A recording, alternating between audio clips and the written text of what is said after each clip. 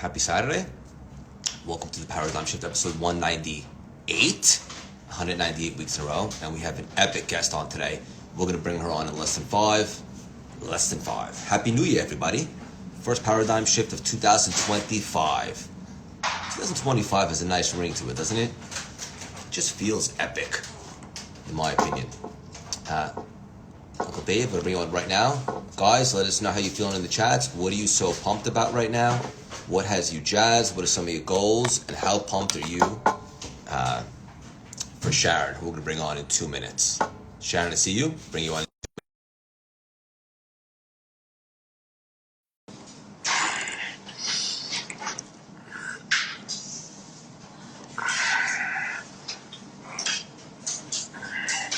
There he is. Happy New Year, brother. Talk about epic and handsome. Happy New Year, Dave. Yes, sir. It's an How are you? amazing year already. I'm fantastic, bro. Fantastic. Next week, we'll be doing the Paradigm Shift episode 199 on your birthday. On my birthday, how epic is that? 199. And I also, right afterwards, I want to invite everyone. We're doing the Napoleon Hill Institute birthday bash launch. Napoleon Hill Institute, its birthday is January 11th. Isn't that ironic? 1958. My birthday is January 11th, 1968. And now Napoleon Hill Institute 2.0 birthday is January 11th, 2025. So it's a triple threat birthday bash. We're going to bring in Dr. J.B. Hill, Napoleon Hill's grandson, Cleon O'Hara, Rhett Powers, myself. And so 8 a.m. Pacific, 11 a.m. Eastern time. Everybody join us right after episode 199 of Paradigm Shift. It's my legacy, Napoleon Hill Institute, bringing forth everything from Think and Grow Rich, Outwitting the Devil, How to Sell Through Life, and many, many more things here to come. Hopefully you'll be more involved too, Craigie. Not hopefully, definitely. That's what I'm talking about. And it's awesome. And again, congratulations. So many cool things happening. And it's just beautiful. And then after that, we got episode 200. 200 weeks in a row. Birthdays, weddings, Japan, you name it. Never stopped us. Yeah, we've been in the Philippines, Japan. We've been in... my favorite memory, by the way, was when I wasn't sure how committed you were. And when you asked me to do this with you, I said, I will do it, but you can't miss. We can't miss a day. It has to be a non-negotiable, or I'm not going to do it. And I did a 7 a.m. Central Time, 8 a.m. Eastern Time, New Orleans IG Live on the water. Rain in the background. Yeah. Yep. Remember that? And it was a really good one, by the way. And we've done it in a tuk-tuk in India. I've done it in the dark. We've had some great experiences. And my favorite committed one was you did it on your wedding day. Absolutely. And you said, you know what? I made a commitment to non-negotiable, and circumstances don't matter. And our community responds, right? This is a great community of people. So congratulations, Craig, 198. We'll see how long we can do this, bro. That's right. Congratulations to both of us, and awesome memories, and just the beginning. I like to believe, and when people ask me, like, how'd you do that on your wedding day? It's like, this doesn't feel like work to me. This is an honor and a treat, and we get to share wisdom and have on great guests, and it reminds me of work-life integration. Right? I'm not so sure about balance. Integration, being able to integrate this on a Saturday and hopefully empower some. It's just it's a beautiful blessing. Yeah, and I want people that walk the walk and are committed to my mission of empowering others to empower others. And it's really been a pleasure to see you living and walking the walk, because not many people do it. As you know, to be a great coach, a great mentor, a great teacher, and a great parent, as you have a dog, you got to be annoying, and you got to be repetitive and honest. And I know early on in our relationships, you didn't like the honesty, and you definitely didn't like the repetitive stuff that's necessary to create the growth that you've achieved, and you will continue to grow because you now are a protege of annoying. And I love the fact that you learned to be annoying. You know what? In the beginning, it's uncomfortable when someone shines a flashlight on the things that you need to correct. And now I know that that's a blessing because it's a cheat code to transform even faster. Yeah. Expand, grow, aggregate, accelerate. Talk about beautiful. We are outshining now. Yes, we are. Sharon, good morning. How are you? Can you hear us? Oh, she's muted, I think. We can't hear you for some reason. Minor setback. Yeah. Traditional. We can overcome any technology challenge, that's for sure. Can you hear I'm a us? lip reader. You want me to say what she's saying? She's saying, "Oh my goodness, thank you so much, Craig and David. This is the most amazing show ever. Just you guys are number one. You guys are so great. I'm just gonna leave right now, and I'll come back in a minute." I was just doing some lip reading for you. Yeah, 100%. That's exactly what she was saying. See, you saw it. She went. You guys are number one. You saw that, right? Yeah. Yeah. I'm going to bring her back on. Yeah. Well, anyone here while we're waiting, one of my missions is I have a private networking group. So I want to make sure everyone is a part of it. David at dmeltzer.com. There she is. Hello. Are we still number one? Oh, I Hello. can hear here. you. Oh, thank God, Baruch Hashem. How are you? Baruch Hashem. I'm great. Good morning. How are you?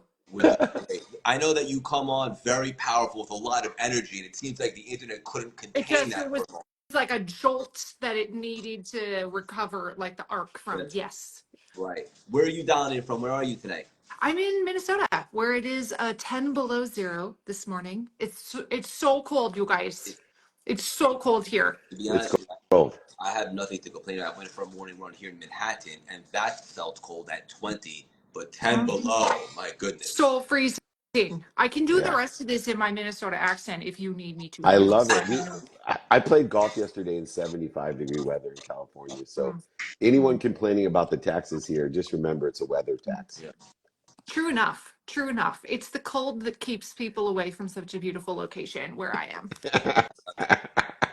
I'm so pumped for today's episode, this conversation for our community that might not have been familiar. Before we dive in, I just want to ask you, because I know you have so much going on right now.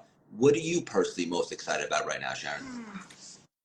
I mean, I always love a new year, right? Like it just feels exciting to get a fresh start on things. And even if things look exactly the same in your life as they did 2 weeks ago, there's just something about the mindset shift that comes from, turning the page on the calendar that I find it like refreshing and exciting. I mean, 2025 is going to be hopefully a great year for all of us, and including me. I have a bunch of fun projects in the works, so I'm just excited to try new things. How about you? What are you excited about? Yeah, beautiful. I agree with you. I know it's cliche, like a new year and so forth, but there's something about a new energy, Yeah, right? Like 2024 is now in the past, whether it was the most iconic year of your life or there were some things that you want to improve. And now it's almost like a blank canvas, and we can yeah, create anything that we desire on 2025 and just taking the impact to the next level. Just got married a few months ago, so still riding high on that. So many things that I want to do, want to create it, and just something that I noticed is wisdom comes with, I think, life experience. So the older I get, or the more wisdom that I get, I guess you could say, the more that I can share. And so 1 year older, hopefully 1 year wiser, and I can share that. But Dave, how about you? I always find it interesting because annual milestones, being from the sports and entertainment world, whether it was the Super Bowl, the Masters, the Kentucky Derby, the Breeders' Cup, the ESPYs, Emmys, Oscars, Grammys that we were involved with, I had all these different annual events that created these quantitative uh, trajectory points that I could actually see progress. And I think it's led to the daily type of activities that I have, but the most significant is the end of the year. I think as far as recollecting, reminding, remembering with my source, I like to take a quantitative analysis of the progress and then attribute it to the behaviors that I have. One of the most interesting things, since I'm the oldest by far here, about New Year's for me is that the significance when New Year's and Christmas fall on Wednesday, I find it has even a greater impact of a rejuvenation or of a fresh start or of a reflection point. Because sometimes when it falls closer to the weekends, it actually can have less of a significance in having that impact of being a fresh start, an opportunity, an option, a touch of favor for reminding, remembering, and reflecting with your source, whatever it is that's bigger than you. So this year, with the quarter of century 2025, with it falling on a Wednesday, it probably has had, first in a while, a greater significance and impact on, hey, you have all these tremendous options, opportunities, and touches of favor. Be grateful for them, but quantify your progress and try to improve on that progress by surrounding yourself with the right people and the right ideas and aligning the behaviors that you have next year to where you want to be or better with that wisdom, Craig, but also with faith to shorten the distance of resistance that so many of us put in front of us during the New Year's and other different annualized events. So super excited. Probably the most excited I've been for a new year is this year. So very, very exciting. Awesome.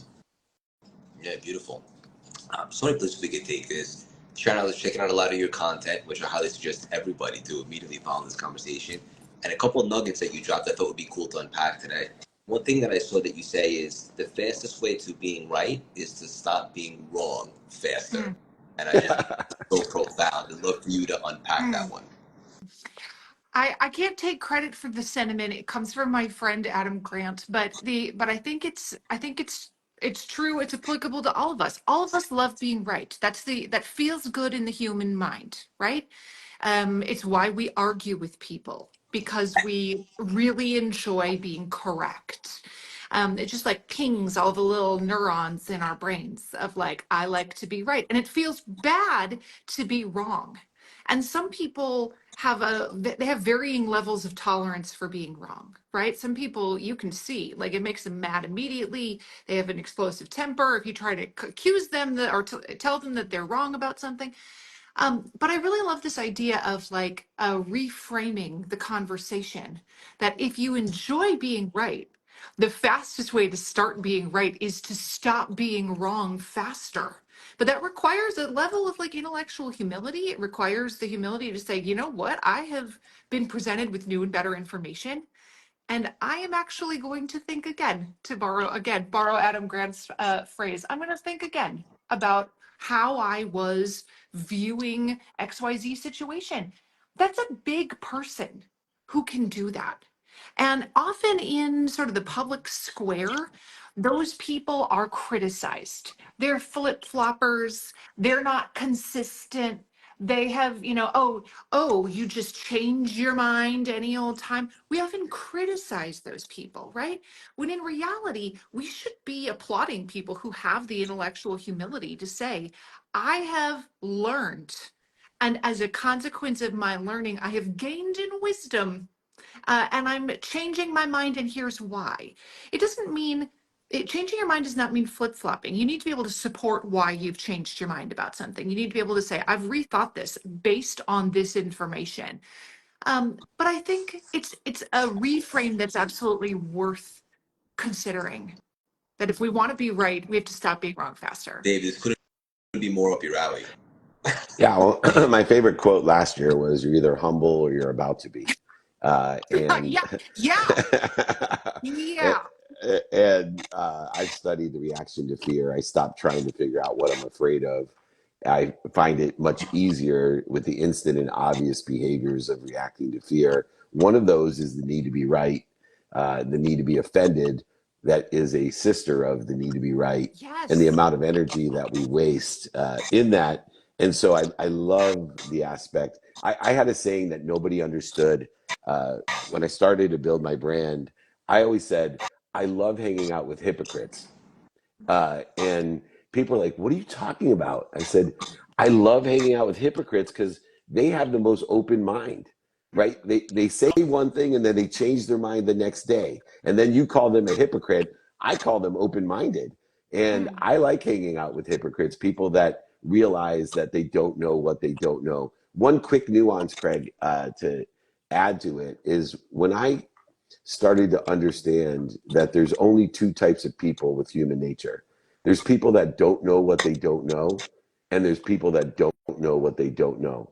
The difference between those type of people that don't know what they don't know is there's ignorant people that admit, humble people that admit that they don't know what they don't know, and they're hypocrites and they're open-minded and they have a very quick need to learn.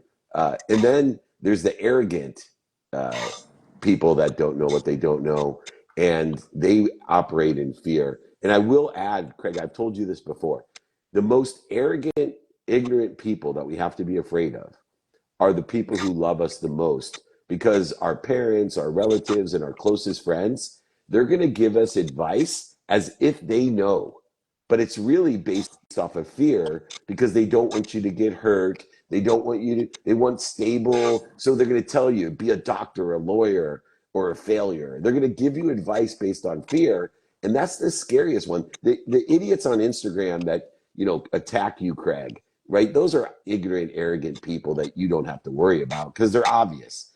But it's the people who love us the most in their ignorant arrogance that we have to be very scary of, because they love us so much. They give us advice because they're afraid for us. So I think it's a nuance of humility in the need to be right that we have to look at and examine for our own progress. I thought what you just said was really interesting, that we have this human need to be offended, like the need to be right and the need to be offended. And you can really see that on the interwebs today. That people are literally just scrolling and subconsciously they're looking for things to be offended about. They don't go on Instagram with the intention of like, what can I be offended by today? They probably couldn't verbalize that, but subconsciously they are scanning their environment for things to be offended by. It's the new like wolf in the distance. We no longer have the need to be afraid of being attacked by lions or wolves or whatever scary animal might imperil us. But the same, that the human brain has not evolved fast enough to get rid of the need to be scared of something. And the new like scared of wolves in the distance, I think is this need to be offended. I need to be scared of other people. In the absence of hardship, I will invent hardship for myself, because that is how our brains are hardwired. Isn't that crazy? But thank you for identifying that. Um, yeah, there's got to be a better way, a different consciousness, right? Yeah, beautiful. I wanted to ask you, Sharon, when you were an undergrad, you had a download that you were supposed to be a teacher in some capacity. You're making a huge impact in the world right now. What was that download? I'm just curious. Is spirituality important to you? Was that intuition? What was that download that hit you? I don't know how to describe it. I don't even have like good language for it. And it seems weird to talk about it, right? But it was a very distinctive moment that I've talked about a number of times in the past, where I had gone into college with the intention of becoming a physician. I still find medicine very interesting. I feel like, knowing myself better now, I'd be like, yeah, I probably would have been good at that.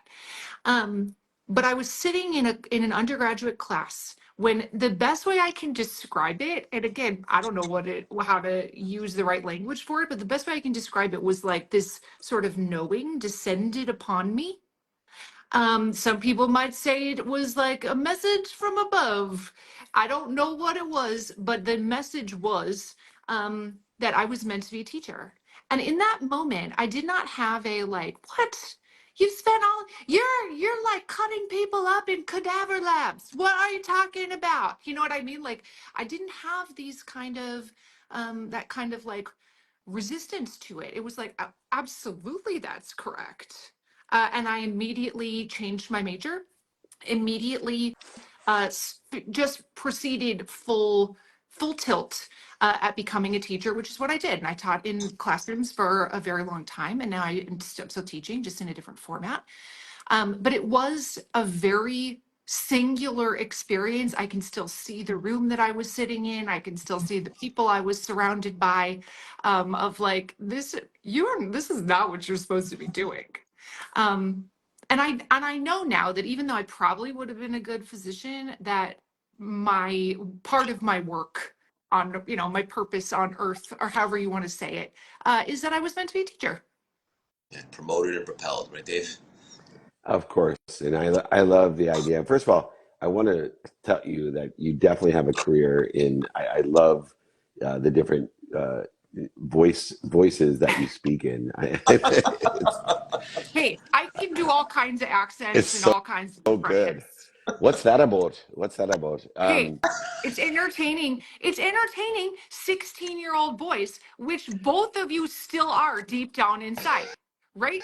It's far more interesting to be like, hey, why are you out of your seat? Get back to your seat right now. That's way more interesting than like, why are you out of your seat right Of now? course. Right? Like one of those things creates a very different vibe than the other one does. Yeah, sure. And if you throw a couple fart Yeah. jokes in there, Craig and I really Hey, laugh hard. that totally. um, I live my life in understanding channeling. In fact, when I speak, my PR guy, I'm like, I need a clock. You don't understand. I need a clock. He goes, oh, don't worry. I can hold up 5 minutes I'll give you a 5 minute one. I'm like, no, No. no, you don't understand. I'm channeling on stage. And when I'm connected to source, linear time means nothing. So when I come out of channeling, when I'm speaking, uh, I don't know if I've been on stage for 5 minutes or 5 hours. So if I can't see a clock to tell me you got 22 minutes left or 2 minutes left, I panic. And all of the relaxed, confident, comfortable energy that I'm supposed to have will dissipate and dissolve immediately. So, being someone who studied quantum healing, theta energy, theta meditation, that when people see that shift in a paradigm, that when I'm channeling, all I'm doing is clearing what's interfering with me and my source, with me and the infinite, the Akashic records. I call it my cloud. We all have that. You can see with AI where the consciousness is going. In fact, I'm probably one of the few people that use AI to understand things in different consciousness. So I'll give a problem to AI and say, solve this as if I'm Einstein or Napoleon Hill or Dr. Wayne Dyer or Sadhguru, and I'll get to see a different consciousness about an issue, a challenge, a struggle, an idea, which allows me to advance my own expansion and transformation. But channeling, I believe everybody does it. I just think that most people interfere with it, and they definitely won't share like you and I do and Craig does the downloads that we get. I trace calligraphies every day to actually utilize a different quantum methodology in order to facilitate every day downloading the information from my sleep and transcending it through meditation into the next day to plateau and grow. So those people that think we're full of shit and woo woo because we've channeled some download, maybe give it a different thought and a different perspective, because you can enhance your human experience with the downloaded my cloud information that we've gotten that is intellectual, intuitive, and inspired. I think a lot of people just have different language for it, right? Like they don't use the language that you're using. They view it as, and I don't even know that I know what you're talking about. You know what I mean? Like Good. I don't know. I mean, if that works for you, I mean, that's great. But a lot of people view it in different terms, and people historically have viewed it in different terms. People who have received messages from wherever, if their A calling. intuition, or they believe that it's God, or they believe that, whatever language they want to use for it. Humans have always had those experiences, but I think in the modern tech era, we're like, and then I use the AI for the consciousness, and like to a lot of people in the past, that would be like, you are bananas. And I don't mean that in any offensive sense. I'm just saying, like, humans have not understood what it is that you're saying. And I think a lot of people still don't understand what you're saying. They just have different language for it. They believe that they're talking to God, or they believe that whatever their conceptualization of God is speaking to them, telling them what they're supposed to do. That's what they don't call it meditation. They call it prayer, like, so I don't know what I'm adding to this conversation A other than lot. like, wow, I don't know what you're talking about, but that's interesting. Yeah, no, it is, right? Like people get callings, God speaks to them and they're burning bushes. And it's interesting because I think you bring up another great point that we are all at a different frequency and utilize different vernacular in different ways to describe things. And I think in understanding branding and building a community, that you can actually be intentional about the level of frequency or vernacular vocabulary that you use so that you are attracting or building a community of people that communicate at the same frequency or vibration and be able to do that. So, and I think that's important. That's why some people aren't successful on TikTok or on LinkedIn or on Instagram because they all have a different frequency. And, luckily, I'm very intentional about determined upon where and who I'm speaking to, that I will speak at a level, and this as a teacher, to meet people where their feet are and then be intentional about either, creating some sort of obscurity in how I communicate to simplifying things. So, the 19-year-old life coach is like, oh shit, Dave Meltzer's a fucking genius. That's amazing. I totally agree that meeting people where they are is really important. And when you use language, it totally attracts different audiences. Your use of language does, and And perhaps accents. and your accents. And what are you doing right now? The voices you use make a difference. Okay, people like it or they don't. It is what it is. My mom is from Southern California, and when she moved to Minnesota, everybody was like, "Oh, for cute." She's like, "What does that even mean? What is a for cute? Yeah. What's a for cute? I don't know what that means." Um, like I need like how to speak Minnesotan book. Um, but I totally agree with you that how you speak attracts different kinds of people, right? The crypto dudes with the podcasts on the YouTube are speaking a different language than somebody like me here on the gram of Insta. I attract a different audience than those people. And again, that's not saying that they shouldn't have an audience or that my audience is better. But our use of language absolutely does impact who we attract, and who we attract impacts the kind of work we're doing in the world. Beautiful. This is awesome. I'll land the plane with a final nugget. And oh, by the way, I want to encourage everybody to grab Sharon's book. It's killing it, and it's a huge ripple Hold effect. it up. I Hold don't it have up. it in front of me, but Uh, she probably. Mine is it's out of reach. It's oh out of no. range. It's okay. But we'll put all that in the show notes. I saw you say this. I don't know if this was your quote or you just liked it, but that most progress requires a significant amount of struggle. Hmm. You believe that's true? Yeah. Yeah, that's my those are my thoughts, but it's not I'm not the only person to have had those thoughts, that any amount of progress requires struggle, right? What we do with the struggle, it determines what kind of progress we're going to have. But I think sometimes we feel like if it's hard, then it's wrong. Like it's too hard for me. I can't do that. That's not right. I'm not supposed to be doing that thing. When in reality, progress is born of struggle. Yeah. Do you follow that? Yeah. Look, I believe in using different words, as Sharon said, right? I believe life is omnipresent with pain. I believe struggle itself is a choice. I think pain creates interference between us and our potential, and that you need that pain. It's understanding what meaning we give to the pain. Is it one with wisdom and faith, of protection, promotion, love, and perfection? Or is it punishment? And those people that choose to give it the meaning of punishment are going to be punished. Those that give it a meaning of protection, promotion, perfection, and love, like Sharon does, is going to be given the protection, promotion, love, and perfection that is, as she states, required. And so whether you call it struggle interference, I just think that you need to understand that you give meaning to the pain that is omnipresent in our lives, and we can experience great expansion and growth from the pain.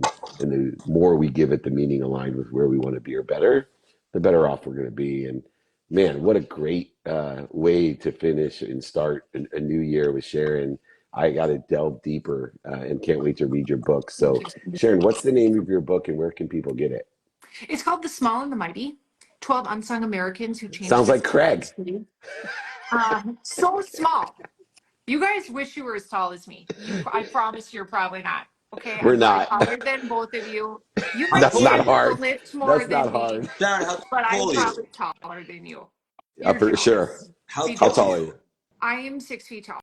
Oh shit. And I'm 5'2". yeah, okay. So I win. I'm the I'm winner. kidding. Um, I should have married you. I could have changed my whole genetic tree. all men who are under 6'3" overestimate their height. This is tall women all know this.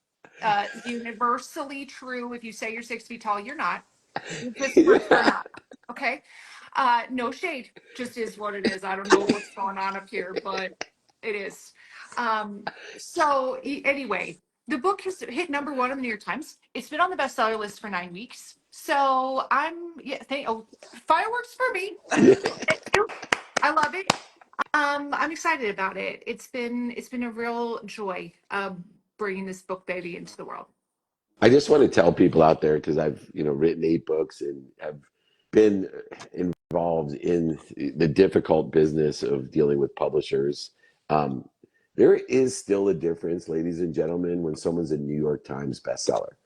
And I just want to recognize and acknowledge the true bestseller list, which is the New York Times bestseller list, because whether you bullshit yourself and say you're an Amazon bestseller, a Wall Street Journal bestseller, USA Today bestseller, those all can be purchased, but it is impossible this is the true credibility that exists. If anybody wants to know how to be on all the other bestseller lists, go ahead, email me. I'll be happy to tell you that scam. But I want to recognize a real New York Times Thank you. bestseller. So, Sharon, Thank you. congratulations. And I really want to put it out. Craigie Poo, I got to leave, man. Close this down. Yeah. I know this was amazing. Sharon, can't we do some more stuff with you? For our community that wants to go deeper besides the book, is there anything else that you're really pumped about, or where can they best support and follow along? They can just go to my website, SharonMcMahon.com, where my podcast, Instagram, newsletter, all that is linked there. Awesome. And Dave, where are you going to be traveling? Where can everyone find you? I'll be on the Aspire Tour every month. We start in Atlanta next week. I'm keynoting at CES as well. Also in the studio at the Wynn, doing our podcast there in the lobby of the Wynn next week. And then the birthday bash as chairman of Napoleon Hill. So please, everybody, join us on January 11th. Sharon, we'll be inviting you, not obligating you, but inviting you to join our community, more podcasts, TV shows. The world needs more of you. And I love your adorable accents. And thank you so much for joining us. Yes, my pleasure. Happy New Year to both of you. Happy New Year. Yeah. Love you both. Love We'll connect you, buddy. next weekend. Have a great day. You too. What a powerful conversation, guys. If you weren't already in Sharon's world, don't walk, run. Great stuff. We have our 6-week mindset mastery course beginning this Tuesday. If you want some more information about it, you could text us at 917-634-3796. We made it very affordable. Anybody can get involved. It's about shifting your consciousness. Your belief system controls your reality. And if you have the opportunity to change your belief system, you can change your reality. And so even like when it comes to money and stuff, it's never really a money problem because the roots create the fruits. So what would it feel like to wake up and have no more limiting beliefs and to be able to shift your consciousness? And so that's what I'm really excited about. 6 weeks mindset mastery. If you guys want to know more, you could text us at 917-634-3796. And I love you guys. Everyone check out Sharon's book, all the stuff she has going on. Dave, thank you as always. What an unbelievable conversation, guys. Just epic. No place in the world I'd rather be on Saturday morning than with you guys. I hope this was helpful for you. After we post it, share a nugget, share a takeaway that really resonated with you. And if you feel called, share the episode with a friend, someone, or a loved one that could benefit. And I love you guys. And playing small is canceled. So let's identify your gifts and share those with the world in a big, big way, because the world needs more of you. I love you guys. Have a great week and Happy New Year.